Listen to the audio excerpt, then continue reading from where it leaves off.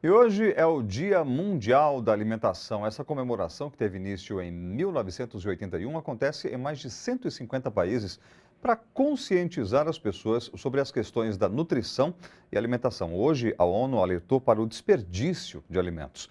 Um terço da população ou da produção mundial é jogado no lixo. E você sabia que 892 milhões de pessoas no mundo não têm a quantidade necessária de alimentos? E para falar sobre esse assunto, o seu jornal convidou a advogada e também a engenheira agrônoma Lúcia Salles. Boa noite, Lúcia. Boa Obrigado por ter noite. aceito o nosso Para mim convite. é uma honra estar aqui na TVT. Lúcia, a produção mundial diária, ela é suficiente para suprir a carência e falta políticas públicas, até mesmo gestão global da produção de alimentos? Bem, a questão da produção de alimentos, a questão do acesso aos alimentos é uma questão de renda. A gente já sabe que o que falta não é produto nem produção. O que falta é distribuição de renda. É a desigualdade que causa a fome.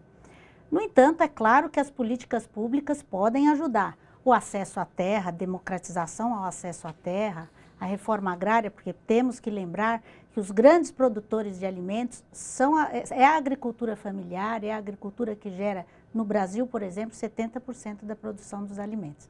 Então, isso ajuda. O não ao desperdício também, lembrarmos que esse dado é real, um terço da produção costuma, por falta de infraestruturas de armazenamento correta e etc., acaba indo parar no lugar errado, porque se ainda, pelo menos, ao invés de ir para o lixo, pudesse ser como resíduo de matéria orgânica, usado no composto orgânico, e aí ser devolvido ao solo para voltar ao ciclo produtivo da natureza, isso seria uma política pública excelente. E no Brasil, nós passamos por um paradoxo bem interessante, porque a desnutrição e também a obesidade meio que caminham juntas na nossa sociedade. Existe desequilíbrio para todos os lados nessa questão quando se fala em alimentação?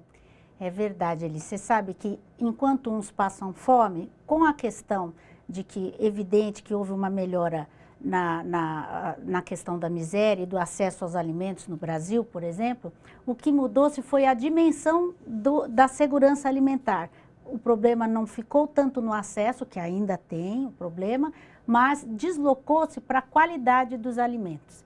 E nisso houve uma explosão de obesidade, isso é uma realidade, os dados do IBGE mostram obesidade infantil, e isso se deve a uma alimentação dos alimentos ditos ultraprocessados. Então, ultraprocessados, nós temos um grande professor na Faculdade de Saúde Pública da USP, que é referência no mundo inteiro, o professor Carlos Monteiro, que explica isso. São alimentos que são, para ter tempo de prateleira, então são aqueles alimentos que também chamam de alimento morto. Ele é desmontado e remontado com teor alto de gordura, sódio e açúcar ou adoçante, que formam verdadeiras bombas calóricas. Os biscoitos recheados, os salgadinhos, que de nutrição mesmo não tem nada e causam obesidade e aquela tipo de desnutrição oculta. Quer dizer, como a qualidade do alimento não é boa, muitas vezes a criança também apresenta, apesar de obesa, anemia ou outro distúrbio